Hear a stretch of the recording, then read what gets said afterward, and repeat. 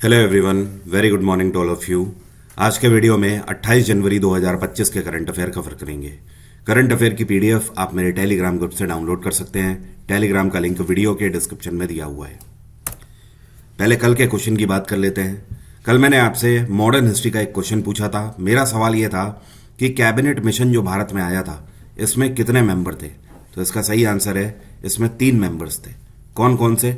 एक तो थे पथिक लॉरेंस, ठीक है, पहले व्यक्ति थे पथिक लॉरेंस। दूसरे थे स्टैफोर्ड क्रिप्स, ठीक है, ये इससे पहले भी आ चुके थे 1942 में क्रिप्स मिशन लेकर। और तीसरे थे एवी अलेक्जेंडर, ठीक है। अब इसमें भी कई बार एक क्वेश्चन पूछा जाता है कि कैबिनेट मिशन के जो मेंबर्स थे तो उनके हेड या चेयरपर्सन कौन थे। तो पथिक लॉरेंस इनके हेड थे, ठीक है। कैबिनेट मिशन भारत में सन 1946 में आया था। वर्ल्ड वॉर सेकेंड के खत्म हो जाने के बाद इस मिशन को इसलिए भारत में भेजा गया था ब्रिटेन गवर्नमेंट की तरफ से कि ये मिशन ही जाकर भारत में सारा डॉक्यूमेंटेशन करेगा भारत को इंडिपेंडेंट स्टेट डिक्लेयर करने के लिए। तो जिन लोगों ने भी थर्ड वन आंसर किया था उनका आंसर सही है। आगे बढ़ने से पहले एक अनाउंसमेंट है आप सभी के लिए। वैसे तो दिल्ली में हर साल वर्ल्ड बुक फेयर लगता है और 2 साल पहले मैंने यहाँ पर एक मीटअप भी रखा था। इस बार फिर से मैं एक मीटअप रख रहा हूँ वर्ल्ड बुक फेयर में इस बार, जो कि 1 फरवरी से चालू होगा और 9 फरवरी तक लगेगा। लेकिन मैं आपसे मिलने आ रहा हूँ 2 फरवरी को। तो अगर आप मुझसे मिलना चाहते हैं तो दिल्ली में प्रगति मैदान में पूरा यहाँ पर एड्रेस दिया हुआ है। आपको आना है हॉल नंबर 5 में, स्टॉल नंबर 2 पे। वहाँ पर मैं आपको 2 फरवरी को 1 PM पे मिलूंगा, 1 बजे। और अगर आपको कोई भी इंफॉर्मेशन चाहिए उससे रिलेटेड, कोई भी कंफ्यूजन है, तो हमारे कॉन्टैक्ट पर्सन है अनिल शर्मा जी। इनसे आप इस नंबर पे बात करके सारी चीज़ें पूछ सकते हैं कि कहाँ आना है, कितने बजे आना है, सारी चीज़ें ये आपको डिटेल में बता देंगे। मैं जानता हूँ आप इतनी दूर से आएंगे मुझसे मिलने, तो उस केस में मैं आपको गिव अवे भी दूंगा। हमारी जो किताबें होंगी उसका मैं आपको गिव अवे और कूपन कोड भी प्रोवाइड करूंगा वहाँ पर। अब शुरू करते हैं आज के करंट अफेयर। अभी हाल ही में अमेरिका में सरकार बनी है, आपको पता है, डोनाल्ड ट्रंप की। तो अमेरिका के डिफेंस सेक्रेटरी के रूप में किसको अपॉइंट किया गया है? तो ये अपॉइंट किए गए हैं पीट हेग्सेथ। क्या नाम है? पीट हेग्सेथ। और पार्लियामेंट में जब इनके लिए वोटिंग हुई तो 50-50 से टाई हो गया केस पहले तो जब टाई का केस हो जाता है तो देखिए हमारी पार्लियामेंट में क्या होता है, जब केस टाई हो जाता है, मान लीजिए 50-50 वोट मिले, तो उस केस में जो लोकसभा का स्पीकर होता है वो आता है वोट करने। उसका वोट डिसिसिव होता है, मतलब निर्णायक होता है। उसी तरीके से अमेरिका की पार्लियामेंट में क्या है कि यहाँ के वाइस प्रेसिडेंट वोट करते हैं। तो यहाँ के वाइस प्रेसिडेंट जेडी वांस है ना, जो कि मैंने आपको बताया था 5 दिन पहले। तो जेडी वांस ने इनके फेवर में वोट कर दिया, तो जिसकी वजह से पीट हेग्सेथ अब अमेरिका के नए। वैसे इनके ऊपर कई सारे एलिगेशंस भी लगते रहे हैं इनके काम को लेकर कि ये ऑनेस्टली अपना काम नहीं करते हैं, जिसकी वजह से। और डेमोक्रेटिक पार्टी ही नहीं, डोनाल्ड ट्रंप की जो पार्टी है रिपब्लिकन पार्टी, उसके भी मेंबर इनसे संतुष्ट नहीं थे, जिसकी वजह से ये टाई वाली कंडीशन पहुंची। खैर, एक वोट ही सही, लेकिन अंततः ये डिफेंस सेक्रेटरी अपॉइंट हो गए हैं अमेरिका के। ये कौन सी राज्य सरकार है जिसके द्वारा मोबाइल ऑपरेशन थिएटर लॉन्च किया गया है? तो देखिए, ऑपरेशन थिएटर तो आप लोग जानते ही हैं, जहां पर पेशेंट की सर्जरी वगैरह होती है। और मोबाइल का मतलब यह है कि आप जिसको एक से दूसरी जगह ले जा सको आसानी से। जैसे कि लैपटॉप आपका मोबाइल कंप्यूटर है जिसको आप आसानी से एक से दूसरी जगह ले जा सकते हो। तो उसी तरीके से अब ये क्षेत्र है नागालैंड, और नागालैंड के मुख्यमंत्री नेपियो रियो और यहाँ के गवर्नर ला गणेशन, इन दोनों ने मिलकर इसको लॉन्च किया है।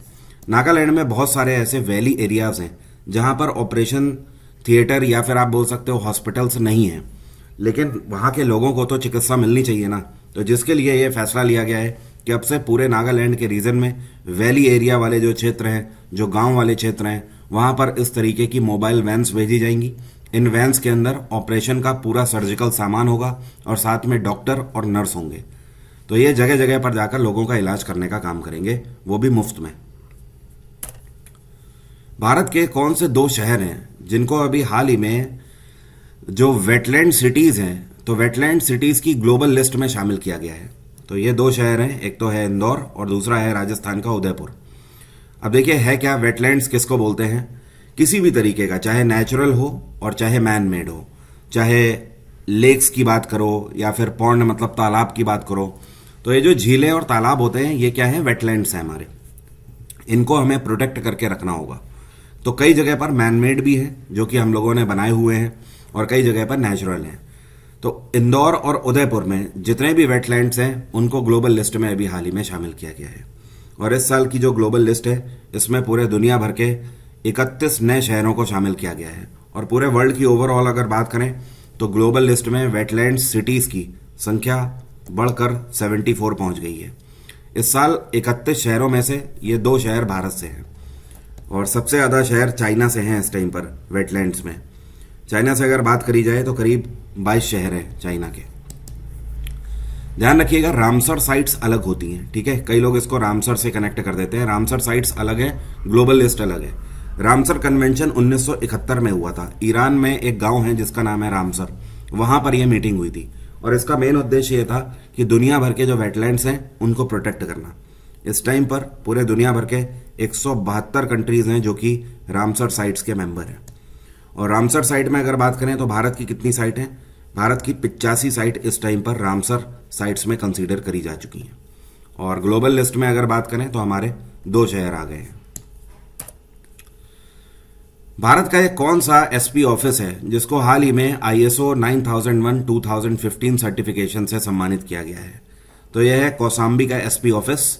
और यहाँ के एसपी ऑफिस में जिस तरीके का इंफ्रास्ट्रक्चर तैयार किया गया है, जिस तरीके का क्वालिटी मैनेजमेंट है, वो इंटरनेशनल लेवल का तैयार किया गया है। तो इसकी सराहना पूरे भारत भर में करी गई है और इनको फाइनली ISO 9001:2015 सर्टिफिकेशन दिया गया है। ISO 9001 सर्टिफिकेट का मतलब क्या होता है आपको पता है? कोई भी ऐसी चीज जो कि इंटरनेशनल लेवल पर अपने मानकों को सेट करती है, मतलब through out the world, okay, किसी भी कंट्री में जाकर वो सिंपली हर एक कंट्री का जो इंफ्रास्ट्रक्चर का जो क्राइटेरिया है उसको मैच कर जाए। तो कौसाम्बी का एसपी ऑफिस इस कदर इतना बेहतर बनाया गया है और वहाँ का मैनेजमेंट इतना बेहतर है, law and order, investigation of crime, इन सारी चीज़ों को देखते हुए इनको सर्टिफिकेशन दिया गया है। और यहाँ के एसपी हैं इस टाइम पे ब्रिजेश कुमार श्रीवास्तव, उन्हीं ने ही इसको रिसीव किया है। ऑस्ट्रेलियन ओपन इस बार का हो चुका है, तो मेन सिंगल टाइटल किसने जीता है? आपको याद होगा कल मैंने आपको बताया था विमेन सिंगल टाइटल किसने जीता है। तो फिलहाल यहाँ पर मेंस की बात हो रही है, तो ये इटली के खिलाड़ी हैं जेनिक सिनर। इस बार जेनिक सिनर ने फाइनल में अलेक्जेंडर ज़ेवरेव को हराया और ऑस्ट्रेलियन ओपन अपने नाम किया है। जेनिक सिनर ने ये तीसरी बार ग्रैंड स्लैम जीता हुआ है और केवल ये 23 साल के खिलाड़ी हैं और 3 ग्रैंड स्लैम अपने नाम अभी तक ये कर चुके हैं। और आपको याद होगा कल मैंने बताया था विमेन सिंगल किसने जीता है, तो ये अमरीकी खिलाड़ी हैं मैडिसन कीज। क्या नाम है? Madison Keys. और इन्होंने आरेना सबेलेंका को हराया है। जो आपको पिक्चर में दिखाई दे रही हैं इनका नाम है ज्योति याराजी। तो ज्योति याराजी ने 60 मीटर हर्डल्स इवेंट में रिकॉर्ड ब्रेक कर दिया है। तो इनका रिकॉर्ड ब्रेकिंग टाइम क्या है? तो इन्होंने रिकॉर्ड बनाया है 8.04 सेकेंड्स में 60 मीटर का हर्डल पूरा इन्होंने क्रॉस किया है और इन्होंने अपना ही रिकॉर्ड तोड़ा है। इससे पहले इनका रिकॉर्ड था 8.12 सेकेंड्स का, ठीक है, 8.12 सेकेंड का इनका रिकॉर्ड था। अब इसको इन्होंने क्रॉस करके 8.04 सेकेंड का अपना रिकॉर्ड बना दिया है। इससे पहले एशियन गेम्स में ये भारत के लिए सिल्वर मेडल भी ला चुकी हैं 100 मीटर हर्डल में, और एशियन इंडोर एथलेटिक चैंपियनशिप जो थी उसको भी इन्होंने जीता था। वहीं पर इन्होंने रिकॉर्ड बनाया था 8.12 सेकेंड्स का।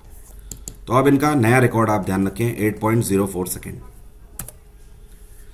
हाल ही में ये कौन सी टीम है जिसने 2025 का विमेंस हॉकी इंडिया लीग अपने नाम कर ली है? तो इसको जीता है उड़ीसा वॉरियर ने। उड़ीसा वॉरियर्स ने फाइनल में सूरमा हॉकी क्लब को हराकर ये इवेंट अपने नाम किया है। और वैसे अगर ओवरऑल इवेंट की बात करें तो सबसे ज़्यादा पॉइंट सूरमा हॉकी क्लब ने ही अर्जित किए हैं, लेकिन फाइनल में उड़ीसा वॉरियर्स ने सूरमा हॉकी क्लब को हरा दिया है। अब यहाँ पर अगर बात करें कि प्लेयर ऑफ द टूर्नामेंट कौन रहे, तो ये रही हैं ज्योति। क्या नाम है इनका? ज्योति। ये सूरमा हॉकी क्लब से बिलोंग करती हैं।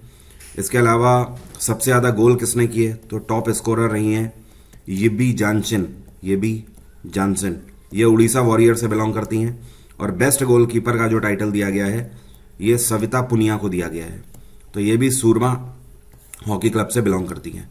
बाकी मैंने टेबल वाइज पीडीएफ में दे दिया है, आपको तो पता ही है पीडीएफ में सारा कंटेंट टेबल वाइज मैं आपको दे देता हूँ अलग अलग पॉइंट के साथ।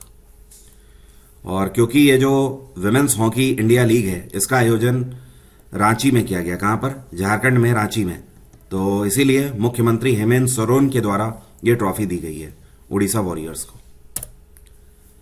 ये कौन सी ऑर्गेनाइजेशन है जिसको वोटर्स अवेयरनेस के लिए ईसीआई मीडिया अवार्ड 2025 से सम्मानित किया गया है? तो यह है दूरदर्शन। दूरदर्शन ने जिस तरीके के 2024 के जो लोकसभा के इलेक्शंस हुए थे उसमें लोगों को वोटिंग के लिए अवेयर करने के लिए जिस तरीके के कैंपेन चलाए हैं, इस वजह से इनको ईसीआई मीडिया अवार्ड से सम्मानित किया गया है। दूरदर्शन के द्वारा 3D एनिमेशन के रूप में भी चलाए गए थे कैंपेन। इसके अलावा इन्होंने शॉर्ट फिल्म्स भी कई सारी बनाई थी लोगों को प्रेरित करने के लिए, और साथ में इनके द्वारा एक कैंपेन चलाया गया था। उस कैंपेन का नाम था चुनाव का पर्व देश का पर्व। ठीक है, तो इसको इन्होंने लॉन्च किया था। तो इनके इन सारे मुहिम के लिए, कैंपेन्स के लिए इनको ईसीआई मीडिया से सम्मानित किया गया है। दूरदर्शन का हेडक्वार्टर है नई दिल्ली। इसकी स्थापना 1959 में करी गई थी। ये कौन सी दो कंपनीज हैं जिन्होंने हाल ही में नेक्स्ट जनरेशन कॉमर्स सॉल्यूशन के लिए पार्टनरशिप करी है? तो ये है एसबीआई पेमेंट्स और साथ में पाइन लैब्स। वैसे तो एसबीआई पेमेंट्स और पाइन लैब्स जो हैं ये पिछले 12 साल से पार्टनरशिप में है। अभी तक क्या होता था, एसबीआई पेमेंट्स का जो सॉल्यूशन है इनको पाइन लैब्स अपना डिजिटल टेक्नोलॉजी प्रोवाइड करते थे, लेकिन अब क्या है कि नेक्स्ट जनरेशन कॉमर्स सॉल्यूशन इनको लॉन्च करना है। स्पेशली ये जो प्लेटफॉर्म होगा ये व्यापारियों के लिए होगा, मतलब ऐसे बिजनेस पर्सन्स जो कि एसबीआई पेमेंट्स का यूज करते हैं उनको उनके हिसाब से एक फ्रेंडली एनवायरनमेंट दिया जाएगा इस इंटरफेस में। तो ये जो पार्टनरशिप है इसको आगे बढ़ा दिया गया है अगले 5 सालों के लिए। और ऑब्वियस सी बात है, ये जो अब टेक्नोलॉजी आएगी ये आर्टिफिशियल इंटेलिजेंस बेस्ड आएगी। पाइन लैब के बारे में आपको बता देता हूं। ये ऑर्गेनाइजेशन, इसको नया मत समझिएगा, 1998 में इसकी स्थापना करी गई थी। इसका हेडक्वार्टर है नोएडा। और बाकी एसबीआई के तो बारे में आपको पता ही है, इसकी स्थापना 1955 में करी गई थी। हेडक्वार्टर है मुंबई। भारत का सबसे बड़ा बैंक है और सबसे ज़्यादा एटीएम एंड ब्रांचेस भी हैं एसबीआई के ही इंडिया में। ये कौन है जिनको भारत सरकार की तरफ से इजराइल के अगले राजदूत के रूप में अपॉइंट किया गया है? तो इजराइल के अगले एम्बेसडर होंगे जितेंद्र पाल सिंह। 1992 बैच के सीनियर आईएफएस अधिकारी हैं और इनके बारे में जानकर आपको पता लग जाएगा कि इनका प्रोफाइल कितना ज़्यादा इंपॉर्टेंट एंड क्रिटिकल है। आपको याद होगा 2021 में तालिबान के द्वारा अफगानिस्तान में तख्ता पलट किया गया था। तब से लेकर अभी तक तालिबान के साथ जितने भी भारत के इक्वेशंस हैं वो सब यही सेट करते हैं। मतलब आप बोल सकते हो पाकिस्तान वाला रीजन, ईरान और अफगानिस्तान, इन तीनों देशों के लिए ज्वाइंट टॉक सेक्रेटरी के रूप में इन्हीं को अपॉइंट किया गया है। तो चाहे ईरान हो, पाकिस्तान हो या अफगानिस्तान हो, तीनों से टॉक यही करते हैं भारत के बेसिस पर। इतना ही नहीं, external affairs minister doctor S Jaishankar के भी ज्वाइंट सेक्रेटरी हैं ये, मतलब ये डायरेक्टली उनको रिपोर्ट करते हैं। और मिडिल ईस्ट में जब क्राइसिस थी उस टाइम पर भी भारत और मिडिल ईस्ट के बीच में जो इक्वेशन थे वो इन्होंने ही बनाकर दिए थे इंडियन गवर्नमेंट को। तो अब ये इजराइल वाले रीजन के लिए अपॉइंट किए गए हैं राजदूत के रूप में। और इजराइल में प्रधानमंत्री कौन है? Benjamin Netanyahu. Reserve bank of India के लोकपाल के द्वारा 2023 से 24 के सत्र में कितने प्रतिशत शिकायतों का समाधान किया गया है? चाहे किसी भी विभाग का लोकपाल हो, उसका मेन काम क्या होता है? जो भी ग्रीवेंस आ रही हैं, मतलब जितनी भी शिकायतें आ रही हैं उनका समाधान करना। तो इसी तरीके से आरबीआई का जो लोकपाल है, इनके द्वारा 95% जो प्रॉब्लम्स आई हैं उनका सॉल्यूशन करके दिया गया है। बाय द वे, केंद्र सरकार का जो लोकपाल होता है, इसका कार्यकाल, लोकपाल के चेयरपर्सन का कार्यकाल 5 साल का होता है और इनकी रिटायरमेंट एज 70 साल होती है। क्या आप जानते हैं लोकपाल ऑफिस में कितने मेंबर्स हो सकते हैं? तो लोकपाल ऑफिस में टोटल 8 मेंबर्स का प्रावधान है, 4 और 4।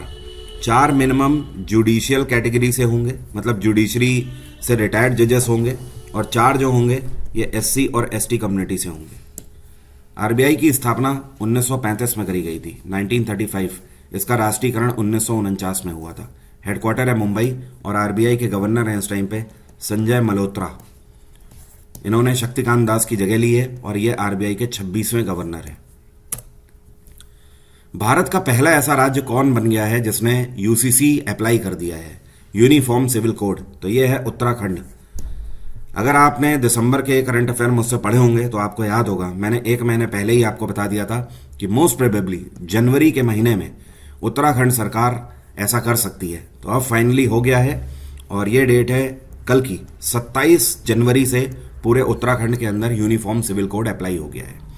यूसीसी का प्रावधान डीपीएसपी के अंतर्गत हमारे संविधान में आर्टिकल 44 में दिया गया है और यूनिफॉर्म सिविल कोड का मेन उद्देश्य यह है कि चाहे जाति के आधार पर, धर्म के आधार पर, बर्थ प्लेस हो गया, लिंग के आधार पर, किसी भी आधार पर कोई भी कानून होगा सबके ऊपर बराबरी से अप्लाई होगा।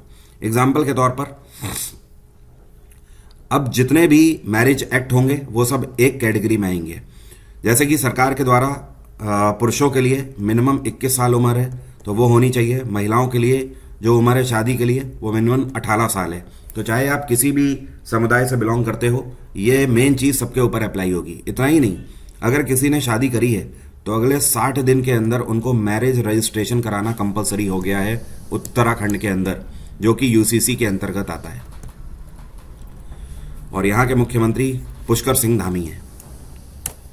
एग्जाम इंजन एप्लीकेशन में रिपब्लिक डे का ऑफर अभी भी चल रहा है। आप रिपब्लिक 50 कोड लगाकर डायरेक्ट 50% का फ्लैट डिस्काउंट प्राप्त कर सकते हैं अभी भी मेरे बैचेस में। मौका ये निकल ना जाए, 2025 में वैकेंसी बहुत है, ऐसा ना हो कि बाद में आप पछताएं। तो अभी से अपनी तैयारी चालू कर दीजिए क्योंकि जीएस का सिलेबस कवर होना ज़रूरी है, बाद में आप एमसीक्यूज पे स्विच करें। और बैचेस के डायरेक्ट लिंक वीडियो के डिस्क्रिप्शन में, एग्जाम इंजन का लिंक भी वीडियो के डिस्क्रिप्शन में है। एक और इम्पॉर्टेंट बात आप ध्यान रखें, अब से जो कुछ भी मैं आपको करंट अफेयर में यहाँ पर वीडियो में लेकर आता हूँ उसी से रिलेटेड मैं आपको क्विज प्रैक्टिस कराया करूँगा टेलीग्राम पे। तो आप टेलीग्राम ज्वाइन करके डेली के डेली आप क्विज प्रैक्टिस कर पाएंगे करंट अफेयर के क्वेश्चन को, ताकि आप यहाँ पे करंट अफेयर पढ़ें, उसके बाद आपको दिन में ये भी पता लगे कि आप क्वेश्चंस को कर पा रहे हैं या नहीं कर पा रहे हैं। तो टेलीग्राम अगर नहीं ज्वाइन किया है तो कर लीजिए, लिंक डिस्क्रिप्शन में है क्विज प्रैक्टिस के लिए। अब मेरा आज का सवाल है आपसे, इनमें से कौन महाराणा प्रताप के पुत्र थे? कमेंट बॉक्स में लिखकर बताइए। Thank you everyone, bye, take care, have a nice day, आपका दिन मंगलमय हो।